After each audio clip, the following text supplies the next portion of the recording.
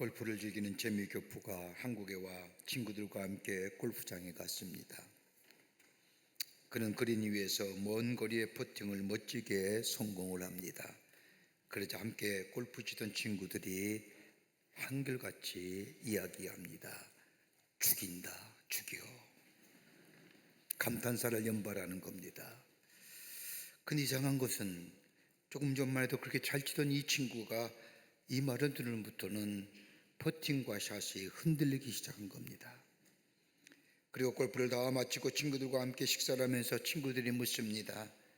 처음엔 그렇게 골프를 잘 쳤는데 왜 그 다음부터는 헤매느냐고 라는 친구의 질문에 어릴 적 이민을 간 이 친구, 한국어에 익숙지 않았던 이 친구는 친구들의 이야기 죽인다, 죽여 라는 말에 겁이 덜컥 난 뒤 그 다음서부터 주눅이 들어서 잘 치지 못했다고 합니다.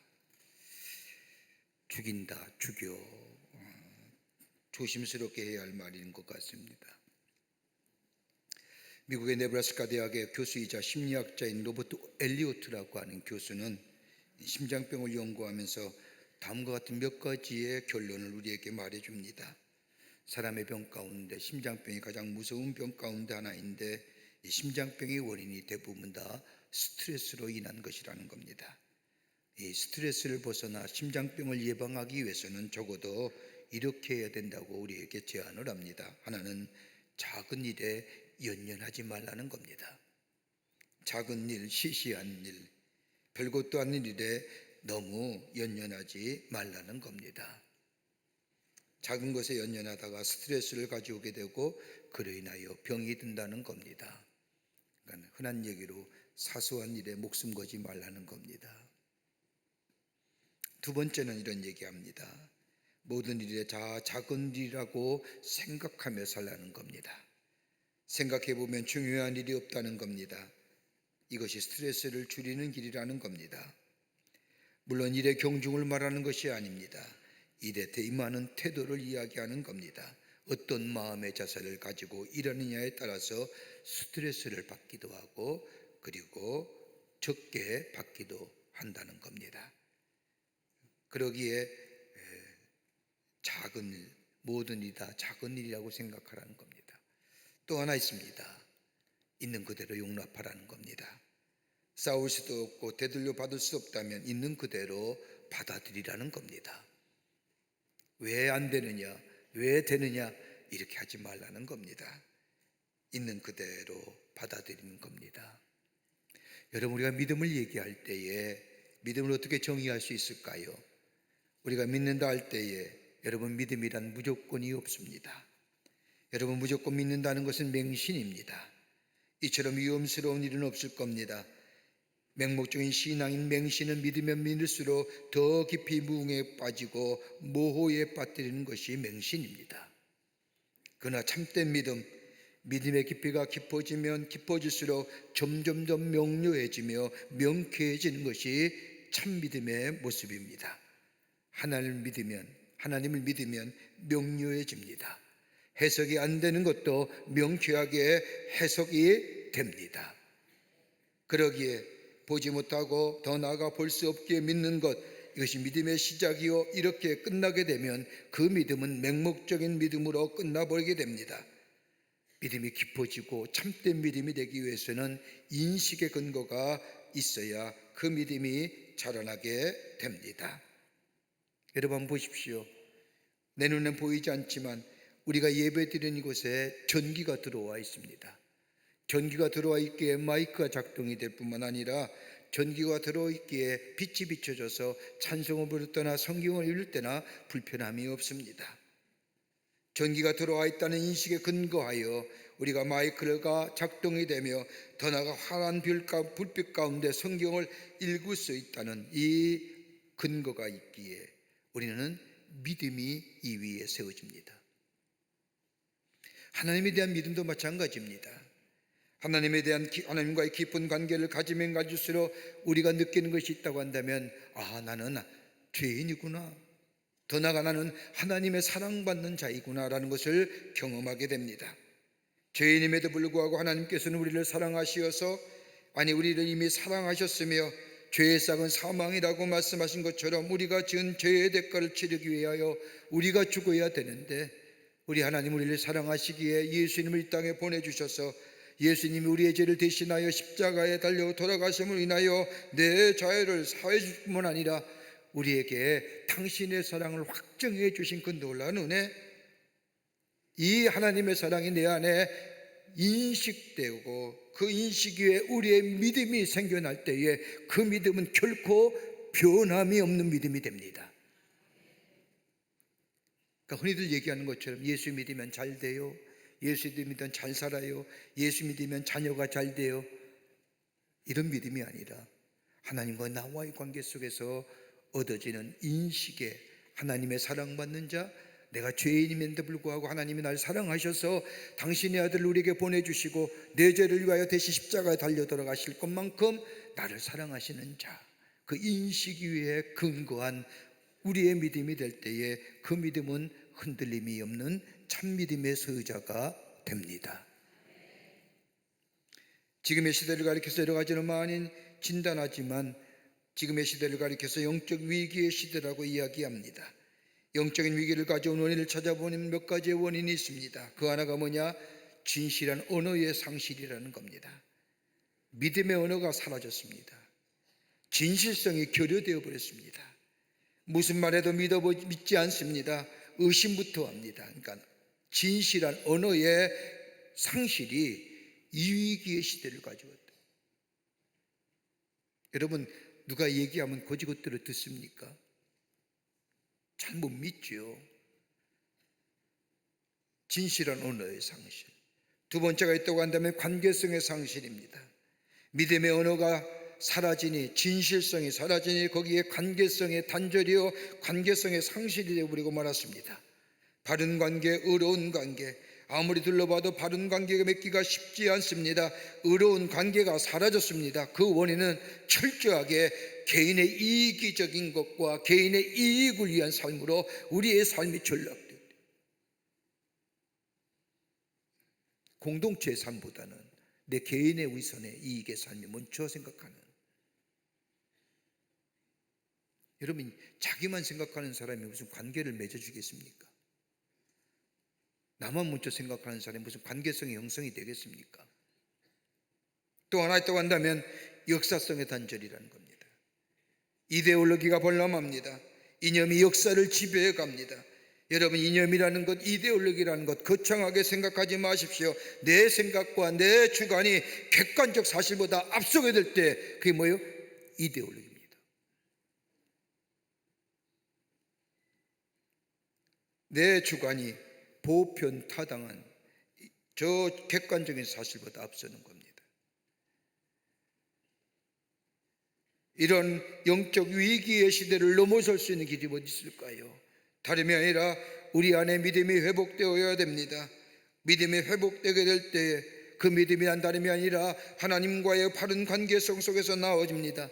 우리의 믿음의 깊이가 깊어지면 깊어질수록 거기에 회복의 역사가 일어나며 거기에 하나님의 능력이 드러나게 되며 우리 안에 하나님 온전케 되시는 놀라운 역사가 임하게 됩니다. 하나님과의 관계가 깊어지면 깊어질수록 그냥 깊어지는 것이 아니라 인식 위에 근거한 믿음이 되게 될 때에 그 믿음을 인하여 우리 안에 회복과 치유의 역사를 더불어 능력의 역사가 나타나게 됩니다. 여러분, 오늘 본문의 말씀은 예수님의 기적과 치유의 사건의 한 사건입니다. 그냥 의미상으로는 그냥 보통의 예수님의 치유의 사건이라고 말하기는 너무나 깊은 영적인 의미가 이 사건 속에 담겨져 있습니다. 예수님의 사역 가운데 가장 많은 치유와 기적을 베푸신 것이 가버나움입니다. 이곳에서 12별 동안 혈류병을 앓은 고생하는 여인을 고쳐주셨고, 오늘 본문의 말씀인 야이로의 회당장의 딸을 고치신 치유의 사건도 오늘 이 가버나움에서 일어납니다. 예수님의 치유의 사건이야 성경에 많이 기록된 사건이지만은 그러나 오늘 특별히 오늘 본문의 말씀의 경우는 조금 다릅니다. 하나밖에 없는 12살 난 외동딸이 병에 걸려 죽어갑니다. 회당장이요, 딸의 아버지인 야이로라고 이 사람 딸의 병을 고치려고 백방으로 수고하지만 아무런 효험이 없었습니다. 그런데 이 사람의 귀에 예수님에 관한 소문을 듣게 됩니다. 예수님께서 장님의 눈을 뜨게 하셨고 저 문둥병자를 깨끗게 하시고 안진병이를 일으키시고 직전 보지 못했지만 소문의 이야기를 듣고 예수님 앞에 찾아 나옵니다. 그리고 내 딸의 병을 고쳐주십시오라고 간청을 합니다. 이런 간청을 받은 예수님께서 가자 하며 말씀하시고 야이로의 집을 향하여 길을 나서게 됩니다. 그런데 야이로의 집으로 가던 중에 노상에서 한 사건이 일어납니다. 오늘 본문의 말씀인 마태복음에서는 간단하게 설명되었지만 똑같이 기록하고 있는 공간복음서 저 누가나 마가에서는 좀 더 자세히 설명합니다. 누가복음 4장 8장 40절 이하의 말씀을 보면 12해 동안이나 혈류병으로 고생하던 여인이 나타나 예수님의 옷자락을 붙들면서 병이 낫게 되고 이 일로 인하여 야이로의 집으로 가던 발걸음이 늦어지게 됩니다. 또 어떤 성서학자는 좀 더 자세히 얘기합니다. 그냥 예수님이 그 여인의 병만 고쳐줬을까요? 아마 그 여인의 살아온 12해 동안 병이 걸려서 다른 사람과의 관계의 단절, 가족과의 관계의 단절, 정말로 험한 세월 살았던 이야기들을 예수님께 다 쏟아놓았는데 그 예수님이 그 이야기를 다 들으셨다는 겁니다. 그러다 보니까 가는 길이 늦어진 겁니다. 시간이 조금 지났지만 예수님께서 회당장 야이로의 집으로 가던 길에 야이로의 집으로부터 전갈이 옵니다. 그리고 야이로에게 전합니다. 그 내용은 다름이 아니라 당신의 딸이 죽었습니다. 그러니 예수님이 당신의 집에 가실 필요가 없습니다 라는 전갈이었습니다. 길이 가던 중입니다. 그런데 예수님이 자기 집에 도착하기 전에 딸이 죽었습니다. 이제는 어찌해야 할지 모릅니다. 가자니 끝입니다. 인간적인 마음으로 생각한다면 조금만 더 일찍 가셨더라고 한다면, 아니 저 가던 중에 12해 동안 혈류병을 고생하는 여인이 만나지만 않았더라면 내 딸은 죽지 않았을 터인데, 그 여자가 끼어들어 예수님의 발걸음을 지체하였으니 그 여자에 대한 원망과 증오가 있을 터인데 한마디로 가자니 그렇고 안 가자니 답답하기가 그지없습니다.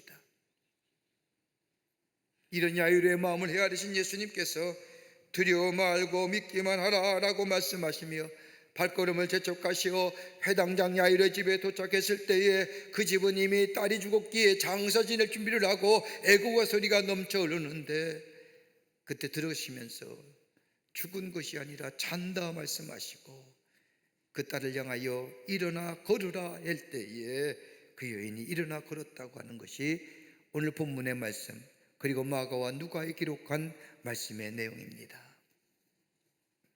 우리의 인생의 여정, 여러분 소망이 있고 희망이 있고 꿈과 있고 비전이 있고 아마 그런 사람 별로 없을 겁니다. 억지로라도 우리 안에 꿈을 가지려 하고 비전을 가지려 하고 하나님의 은혜 안에서 하나님의 새로운 미래를 향하여 나아가려고 하지만 우리의 삶을 뒤돌아보면 캄캄하고 어둡고 막막하고 마치 끝인 것 같냐 보이지 않는 우리들의 미래의 모습들, 그래서 절망하기도 하고 좌절하기도 하고, 그러나 이러한 것에 우리 예수님이 계실 때에 우리 안에 새로운 치유와 회복의 역사, 기적의 역사를 경험하게 되는 줄 믿습니다. 오늘 야이로 딸의 죽음에서 생명으로 그리고 회복에 더불어 치유와 역사를 경험한 그 믿음, 그 참된 믿음, 그 믿음이 어떤 믿음이었는가? 오늘 우리의 삶이 그런 하나님의 놀라운 치유와 회복의 역사가 일어나는 그 믿음을 통하여 하나님의 사랑과 은혜를 경험하는 여러분과 저와 되시기를 먼저 주의 이름으로 축원합니다. 어떤 믿음일까요? 첫째는 다름이 아니라 살아있는 믿음이 절망을 넘어서게 합니다. 살아있어야 되는데 믿음은. 오늘 누가복음 8장 50절 말씀, 마태복음과 같은 내용의 얘기를 쓴 누가복음 8장 50절의 말씀을 보면 딸이 죽었다고 하인으로부터 전갈을 받은 야이로에게 예수님이 말씀하십니다. 두려워 말고 믿기만 하여라. 그리하면 구원을 얻으리라.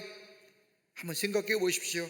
두려워하지 말고 믿기만 하여라. 그리하면 구원을 얻으리라고 하는 이 예수님의 말씀을 들은 야이로의 마음이 어떨까요?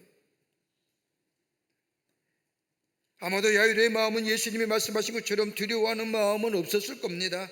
오히려 원망과 아쉬운 마음, 아니 섭섭한 마음이 이 야이로의 마음에 자리 잡고 있을 겁니다. 조금만 우리 집에 일찍 가셨더라면, 아니 오는 길에 저 병에 걸린 여인만 안 만났다면 우리 딸은 죽지 않았을 터인데, 그러기에 야이로의 마음에는 두려운 마음보다는 예수님에 대한 섭섭한 마음, 그리고 12해 동안 혈주에 걸린 그 여인에 대한 얄밉고도 미운 마음이 그의 마음속에 더 많았을 것입니다. 이렇게 본다면 야이로의 믿음은 적을 뿐이지 믿음이 없는 것이 아닙니다. 왜요? 우리 예수님이 가셨더라기만 하면, 우리 예수님이 내 집에 가서 내 딸에게 기도해 주셨다면 내 딸은 죽지 않았을 것이라고 하는 그 믿음이 이 야이로의 마음에 있었던 겁니다. 그런데 가던 길에 저 여인을 만나서 시간이 늦어지는 바람에 우리 예수님이 네 집에 가지도 못하고 내 딸에게 기도도 하지 못하고 죽었다는 사실, 근거는 뭐예요? 예수님에 대한 믿음은 있었습니다. 믿음 없는 게 아니었습니다. 이러한 야이로의 마음을 아시고 예수님이 의심하지 말고 믿어라, 그리하면 구원을 얻으리라, 이렇게 얘기해야 되는데 성경 말씀을 보면 두려워하지 말고 믿어라, 그리하면 구원을 얻으리라, 이렇게 말씀하신 이유가 어디 있을까요? 여러분, 인간이 가지는 의심이라는 것은 의심만 찾아오는 것이 아니라 함께 오는 것이 뭐예요? 두려움입니다. 의심과 두려움을 함께 말한 이유가 여기 있는 겁니다. 의심이 있으면 두려움이 따라오고 두려움이 있으면 의심이 동반되는 겁니다. 여러분, 우리가 믿음에 대해서 말씀 나누는데 믿음이라는 것이 뭘까요? 믿음은 하나님께 대한 우리의 반응이 믿음입니다. 믿음이라는 것은 내가 믿는 것에 대한 신념이 아니라 신뢰입니다. 하나님에 대한 절대적인 신뢰를 가리켜서 이걸 믿음이라고 얘기합니다. 추상적인 것이 아니라 하나님과 나와의 인격적인 관계 속에서 이루어지는 것이 믿음입니다. 이 사실에 대한 확신이고 인격에 대한 신뢰가 믿음입니다. 여러분, 예수님께서 제자들과 함께 공생애를 보내시면서 제자들에게 한 번도 제자님 책망한 일이 없습니다. 격려하시고 위로하시고 잘할 수 있다라고 말씀하십니다. 그런데 예수님은 꼭 한 대목에서 뭐예요? 책망하십니다. 뭐예요? 믿음에 대해서. 너희 왜 어찌 믿음이 없느냐? 왜 믿음이 없는 사람 것처럼 사느냐? 믿음 없음에 대하여, 믿음이 병든 것에 대하여, 믿음이 죽은 사람에 대하여, 적은 믿음의 사람에 대하여 예수님은 책망하시죠. 이렇게 책망하신 이유가 어디 있을까요? 여러분, 예수님과 3년을 거느렸습니다. 예수님에 대한 신뢰에 대한 얘기입니다. 예수님이 하나님의 아들이시여 그리스도시여 메시아 되심에 대한 신뢰에 대한 얘기입니다. 우리가 교회를 오래 다니고 신앙생활을 오래 하지만 예수 그리스도에 대한 신뢰가 없으면 믿음이 없다고 얘기하죠.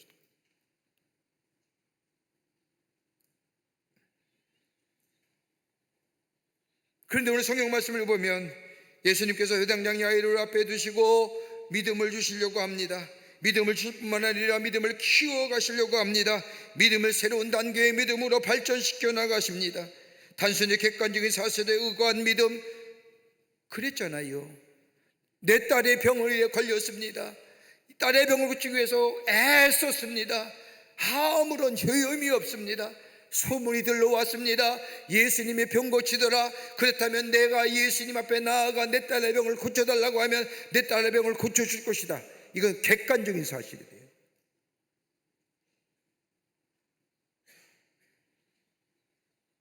절박한 심정에서라도 지푸라기라도 잡고 싶은 심정에 나왔던 이 회당장의 믿음을 예수님은 한 차원 높은 믿음으로 승화시키려고 합니다.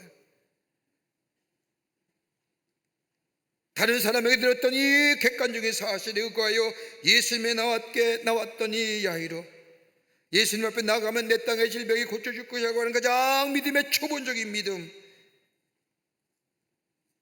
그 소문을, 그 객관적인 사실을 희망으로 삼았던 것. 여러분, 이것만으로는 기적이 내 삶 속에 일어나지 않는,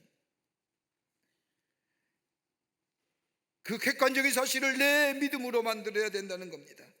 주관적인 것이어야 됩니다. 내가 경험하지 않았지만 다른 사람의 경험한 객관적인 사실이 여러분 무너질 때에는 내 안에 의심이 생기고 그 하나가 두려움이 찾아오게 됩니다. 여러분 오늘 본문 보세요.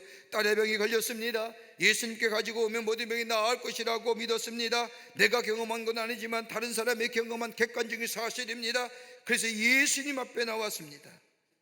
근데 예수님께서 만나기도 전에 내 딸이 죽었습니다. 객관적인 사실이 무너져 버렸잖아요.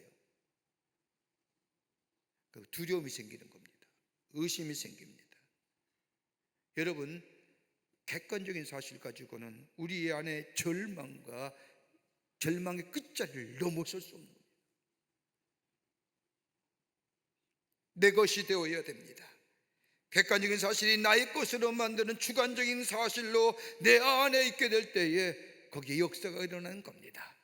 거기에 새로운 회복의 역사가 있어지게 됩니다. 내가 믿습니다. 나의 주임을 믿습니다. 예수님이 나의 주인 되심을 내가 믿습니다 라고 하는 거예요. 저 사람이 경험했던 것 오늘도 내게 이루어지게 될 줄 믿습니다 라고 하는 내 고백이, 내 주관적인 고백이 있어지게 될 때에 거기에 역사가 일어납니다. 두 번째는 예수와 함께 걸어가는 믿음 속에 기적을 경험하게 됩니다. 야이르 회당장의 딸을 고친 기적의 사건은 저 마가복음에도 동일하게 기록되어 있는데 마가복음 5장 24절의 말씀을 보면 이에 그와 함께 가실 때 큰 무리가 따라가며 에오스와 밀더라. 예수님이 그와 함께 가십니다. 예수님께서 야이르의 요청에 응답하신 겁니다. 예수님을 만나고 같이 걸어갑니다. 그렇다고 해서 회당장 야이르의 딸의 질병이 나은 것은 아닙니다. 물론 그의 마음속에 예수님이 우리 집에 가시기만 하면, 그리고 우리 아이에게 손을 얹고 기도하시면 내 딸의 병이 나을 것이라고 하는 소망이 그에게 있었습니다. 그러게 그의 걸음이 얼마나 희망이 있겠습니까? 소망이 넘치는 것이요 기쁨의 걸음일 것이요 아마도 모든 문제가 해결될 것 같은 기쁨의 걸음일 겁니다. 그런데 가다가 예기치 못한 사건이 일어난 겁니다. 12해를 혈류가 마르지 않는 병에 걸린 여인이 예수님의 옷자락을 만졌습니다. 예수님께서 당신에게서 능력이 나가신 줄 알고 뒤를 돌아보시며 누가 내 옷에 손을 대었느냐라고 물으시며 찾으실 때에 이 여인이 예수님 앞에 나와 자신의 한 힘을 고백합니다. 그리고 여인의 질병을 고쳐주지요. 여러분, 야이르 입장에서는 어떨까요? 저 여인의 질병이 아니라 내 딸의 질병이 급한 거예요. 우리 집에 간다고 말씀하셨어요. 근데 왜 도중에 저 여인을 고쳐주냐 말이에요. 나중에 말씀해 보면 내 딸이 죽은 것도 저 여인을 만나서 저 여인의 병을 고쳐주지 않았더라면 내 딸의 질병은 충분히 이길 수 있고 살아날 수 있었는데 저 여자 때문에 라고 얘기하시는 거예요. 화 안 나요? 화나요. 근데 여러분 생각해 보십시다. 이 말씀은 이 야이로의 회당장의 딸의 질병을 고치는 사건의 중간에 딱 자리 잡고 있어요. 왜 예수님이 이 일을 허용하셨을까요? 가는 집은 야이로의 집인데 왜 가던 도중에 저 혈류병으로 고생한 여인을 고쳐준 이유가 어디 있을까요? 여러분, 성경 말씀을 보면 예수님이 아무런 뜻 없이 의미 없이 행하신 일이 하나도 없거든요. 왜 유독 이 일을 허락하셨을까요? 지체하신 이유가 어디 있을까요? 아마 예수님은 야이로에게 그렇게 물으실 겁니다. 조바심을 내고 안달을 나 있는 저 야이로, 저 여인이 빨리 일을 끝나고 빨리 우리 집에 가야 내 딸의 병이 고쳐진다고 하는 그 조바심 가운데 있는 저 야이를 향하여 이렇게 이 여인을 고친 사건의 그 틈은 다름이 아니다. 네가 정녕 내 마음의 중심을 한번 생각해 보아라. 내가 내 앞에 나온 동기가 무엇이냐? 단순히 내 딸의 병을 고치기 위하여 나왔느냐? 단순히 마술적인 능력으로 내 삶의 이적인 괴로움과 절망을 해결하기 위해서 나왔느냐라고 하는 그 물음일 겁니다.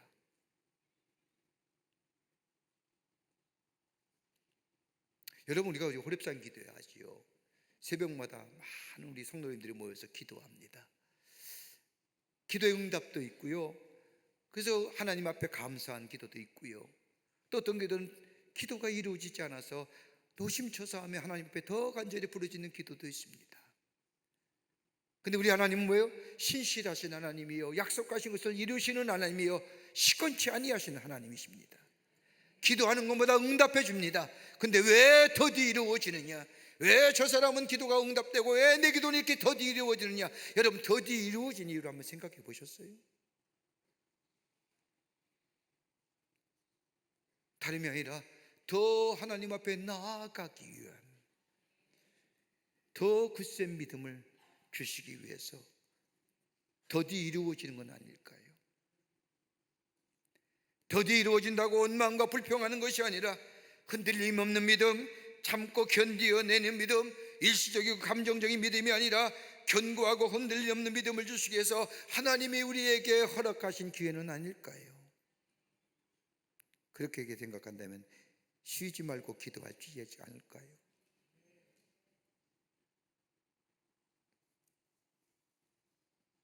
예수가 함께 걸어가는 삶. 오늘 저 야이로의 집에 가는 도중에 일어난 이 12병의 혈류에 걸린 여인을 고쳐준 이 사건은 야이로라 하여금 다른 말씀이 아니라 너 정말 네 믿음이 흔들림이 없느냐? 정말 내가 너희 집에 가서 네 딸을 고쳐, 너 딸에게 기도해 줄 때 네가 고침받는다는 사실을 믿음으로 받아들이느냐, 믿느냐, 인내할 수 있느냐, 참고 견디어낼 수 있느냐, 그리고 나와 함께 계속해서 걸어갈 수 있겠느냐라고 하는 질문이에요.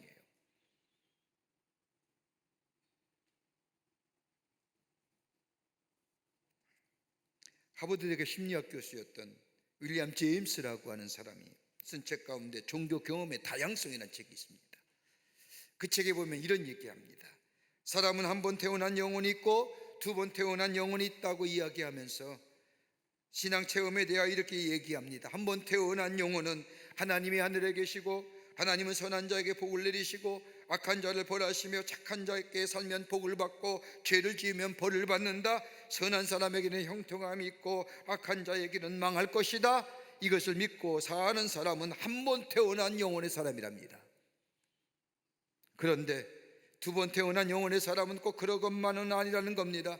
부정한 자가 잘 될 수 있고 의로운 자가 잘 안 될 수도 있으며, 아니 착하게 잘 믿는 사람의 병들어 일찍 죽기도 하며, 오히려 죄악 중에 사는 사람이 건강하고 의로운 사람이 오히려 악한 사람보다 사업이 잘 안 되고, 그래서 수단과 방법을 가리지 않는 못된 사람이 성공하는 것처럼 보여도 그래서 인하여 실망감과 때로는 무력감과 무기력한 인생을 살아간다 할지라도 이것을 극복하며 더더욱 하나님과의 깊은 영적인 관계를 맺으며 살아가는 사람이 두 번째 태어난 영혼의 사람이라는 거예요. 믿으십니까? 이거 믿을 수 있어야 되는 겁니다.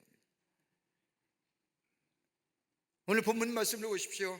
야이로의 딸이 병에 걸려 죽을 지경이 되지 않았더라면 이 야이로가 예수님께 나올 수 있었을까요? 더 나아가 예수님과 함께 걸어갈 수 있는 인생이 될 수 있을까요? 한번 상상을 해보자고요. 예수님과 함께 걸어가는 거예요. 그 걸음이 얼마나 힘있고 얼마나 벅차고 얼마나 기쁨이 넘치고 얼마나 소망이 넘치는 걸음일 거예요. 그런데 중간에 떡하니 브레이크에 걸린 거예요.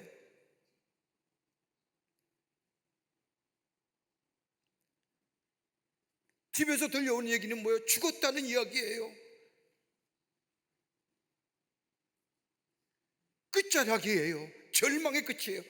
그럼에도 불구하고 예수님이 그런 사건, 12해 동안 전립병에 걸린 여인을 고쳐준 사건을 이 야이로와 함께 가는 길 중에 허용하신 것이 뭐예요? 야, 이래도 넌 나와 함께 갈 수 있겠냐는 거예요. 이래도 나와 함께 갈래? 가능해? 내가 묻는 거예요.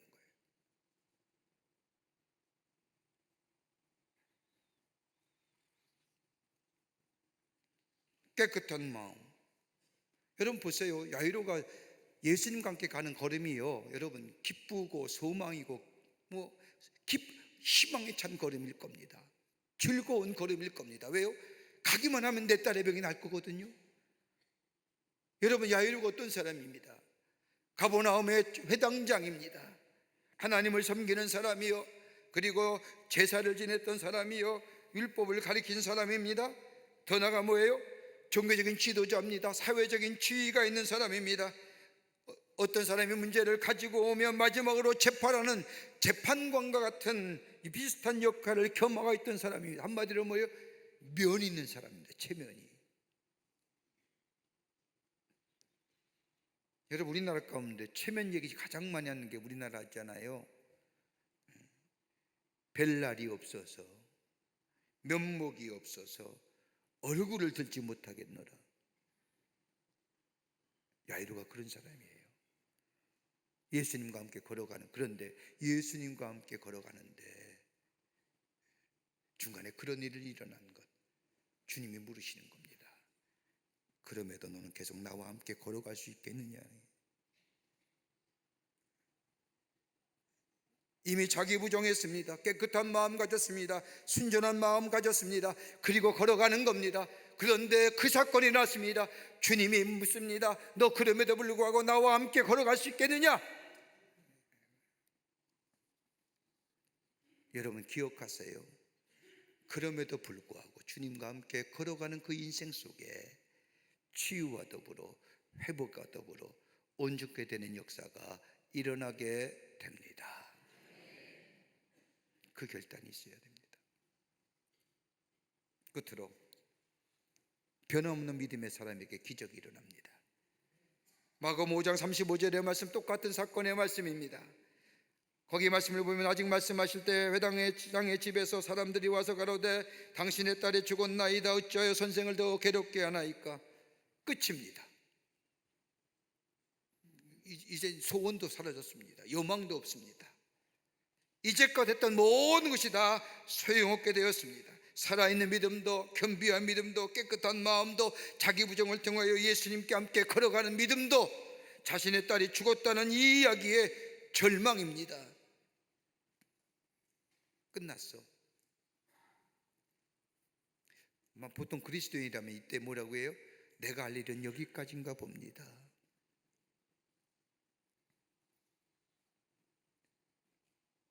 예수님이 야이로의 집에 도착했을 때 그 집이야말로 장례식이 되어버렸습니다. 소란스럽습니다. 집안엔 통곡 소리가 들려옵니다.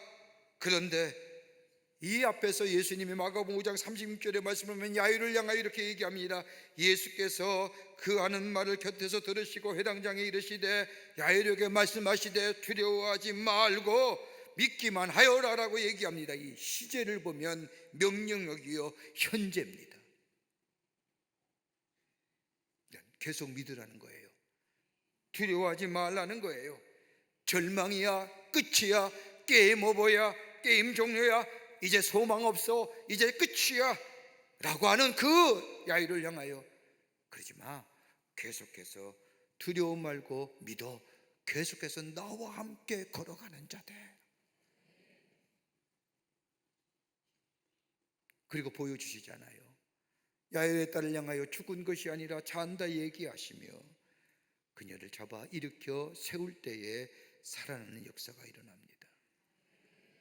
여러분, 인간의 한계가 뭘까요? 우리가 경험하는 최후의 절망이 뭘까요? 죽음입니다.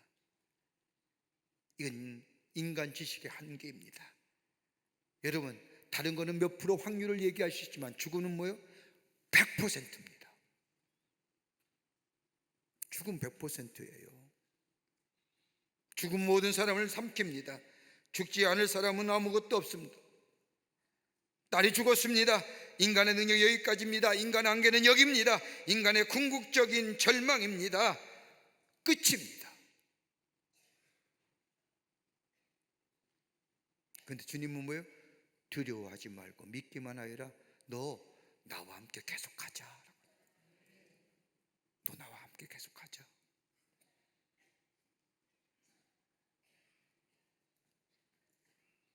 그러면서 예수님이 그 야이로의 딸을 살려주시고 그래서 이 야이로의 마음을 회복시켜 주신 역사. 이 믿음의 기적의 역사가, 회복의 역사가 일어납니다. 오늘 우리 중에 주님이 묻습니다. 너 믿음은 있느냐? 너 믿음이 객관적인 믿음이냐? 이제 좀 바뀌어야 되지 않겠느냐? 다른 사람이 믿었던 그 믿음이 아니라 너가 정녕 나를 믿느냐? 그리고 나와 함께 걸어갈 수 있겠느냐? 그 걸음이 기쁨과 소망과 감사와 감격의 걸음, 그래 너 안에 끝이라고 하는 절망이라는 것이 찾아오면 그래도 불구하고 너 나와 함께 계속 걸어갈 수 있겠느냐? 거기에 예 라고 고백하는 자, 믿는 자, 거기에 회복과 치유의 역사가 일어나게 됩니다. 이런 믿음으로 승리하며 살아가시는 여러분과 저와 되시기를 주의 이름으로 축원합니다. 하나님 감사합니다. 저희들 사랑해 주셔서 하나님의 자녀 삼으심에 감사합니다. 주께서 우리를 구원하신 그 하나님의 놀라운 은혜와 믿음 주 앞에 감사와 찬송하며 그 믿음 위에 서가게 하시고 그 예수님과 함께 걸어가는 기쁨과 감사가 우리 가운데 있게 하시며 우리의 삶 속에 닥치는 절망과 좌절의 끝자리에서도 주님과 함께 걸어갈 수 있는 저희들의 믿음 되게 하여 주셔서 주의 주시는 놀라운 치유와 회복의 역사를 경험케 하여 주시옵소서. 성령이 도우실 줄 믿으며 예수님의 이름으로 기도하옵나이다. 아멘.